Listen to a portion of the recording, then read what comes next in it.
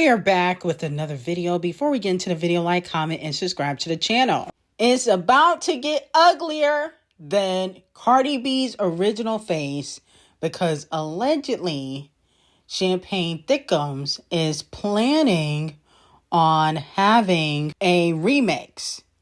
As we know, Cheetah Print features Sexy Red and he wants to do a remix to the song because Pitch Dork named it the best new song from Drake's 3 albums. Now, obviously, in my opinion, I think that, they were paid to say that. Cheetah Print definitely not the best song from Maid of Honor. And Iceman had the best songs between all 3 of the albums. That's evident. But clearly they got paid off. But the point of the matter is, he wants to do a remix. And Cardi and Scratch Off are top contenders to being on the remix, okay? Let me know how y'all feel about that. Scratch Off being on the song makes sense. Cardi B, not really. And before y'all say, oh, he don't mess with Cardi B. Don't be fooled by Drizzy Drake, the snake, okay? Let's be very clear. Like I said before, there was a time when him and Nicki weren't on the best terms and he brought her out to OVO Fest. And let's not also forget that he's cool with Scratch Off, and Scratch Off done called Nicki Minaj super freaky grandma, done talked about Nicki Minaj's family, and he very chummy with her because he was sleeping with her sister. Okay? And even though, Cardi B is with Stefon Diddy, the alleged choker, maybe in the future she might want a third baby daddy. Cardi B love having children. Imagine having Off the Cheat, Champagne Thickums, and Stefon Diddy as your baby daddies. That's a trash roster, but it would be funny. But like I said before, I think Scratch Off should have been on the record. I think she should have been on there instead of Sexy Red. I think the song is trash, so nobody can save it because I don't like the other 2 albums. I only like Iceman. So I really don't see the point of putting out a remix. And if he's going to do a remix, it should be to a different song. But I think he's catering to a lot of the female rappers. He tends to align himself with a lot of the female rappers. He got Cokehead Molly Satana on a song, allegedly. Then he got what's the Ice Spice replacement on a song. So he likes to link up with the female rappers. Okay, so it is what it is. But I think the song is trash. I don't know how this got named the best new track. I'm like, somebody must have got paid off because this is not the best new track. This is honestly insulting to hip hop. Now, Riot has turned on Ice Spice. Riot co-produced a few songs on Maid of Honor, which has Ice Spice replacement on it. Oh my goodness. Ice Spice fans said, how you gonna do the bitch who made your come up dirt, weirdo? So a lot of the Ice Spice fans are calling out Riot because Riot on the beat has been working with Ice Spice's ops. Here's my thing. Ice Spice is currently flopping. Riot is going to have to work with other female rappers and other artists. He can't just work with No Spice who ain't selling. Okay, let's just be honest. Being on a Drake album, that's going to get him a lot of shmoney. A lot more shmoney than he will ever get from working with Ice Spice. Okay? Hopefully he can help, maybe possibly Megan Thee Stallion. She needs a new producer. Doodle on the beat is garbage. Hopefully he can help Megan and possibly Scratch Off because the producers they have is tiring and is boring. So I think it's a good thing that he's working with other, female rappers and other artists. He previously worked with Chris Brown and Bryson Tiller for their collaboration. I forgot what it was called. It Depends. That was a big record last year. And then he's also working on Ira Starr's new album. So I'm here for it. Okay, you working with Ira? You need to be working with Tyler.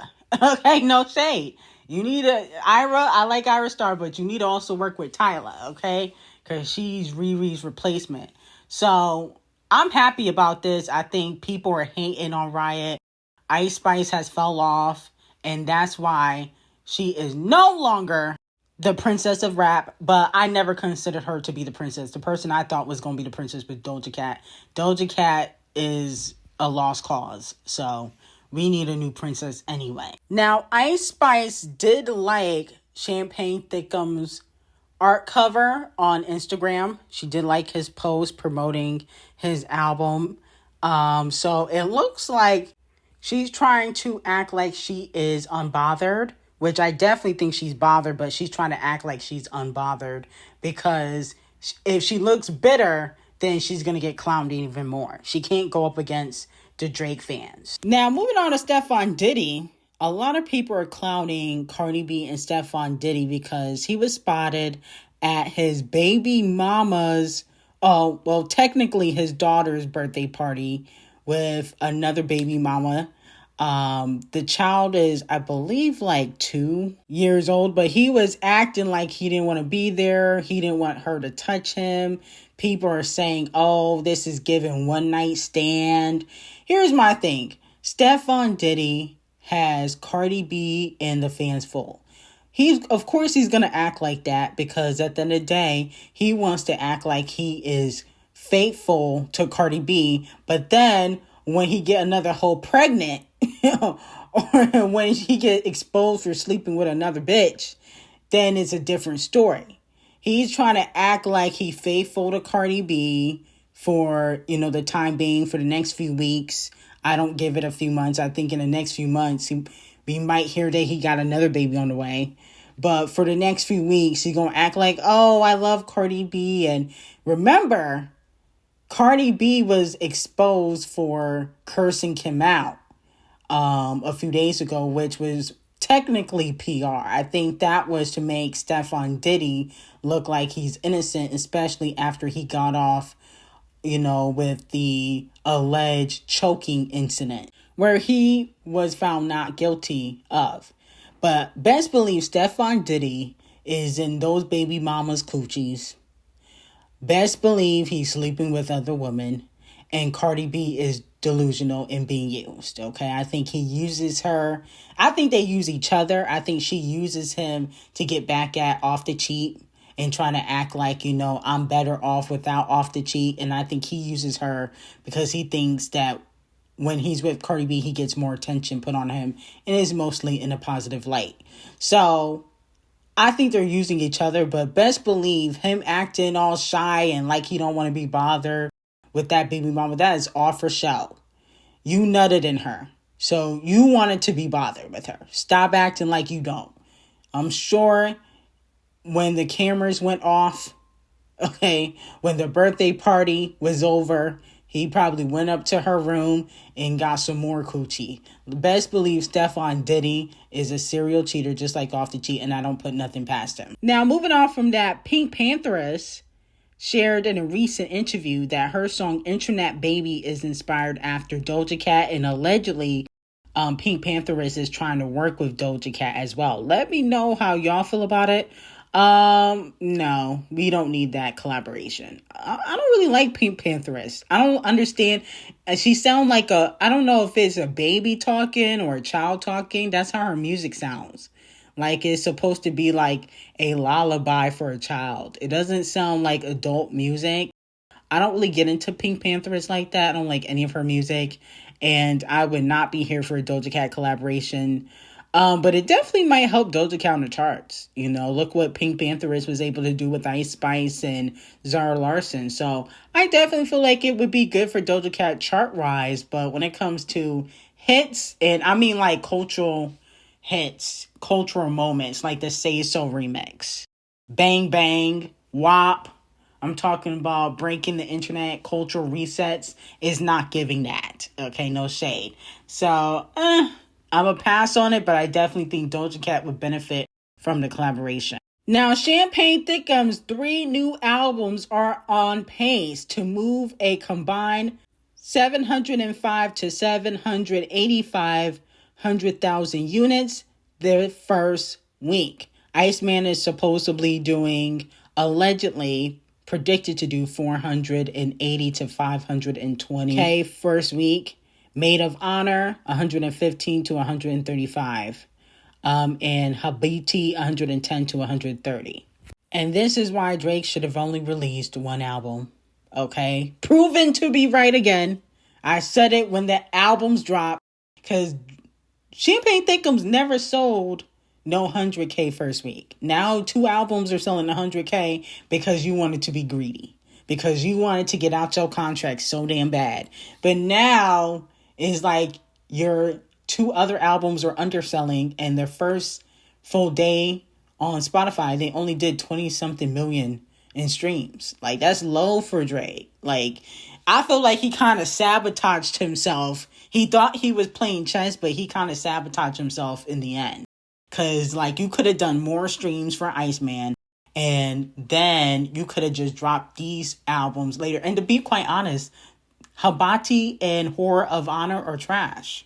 Like, no shade. It's like Iceman is the only solid album. Like, let's just be honest. It was unnecessary. So I feel like he sabotaged himself. He didn't have to do this. Now you selling 100K for 2 albums, and you could have just sold 600,000, 700,000 for 1 album.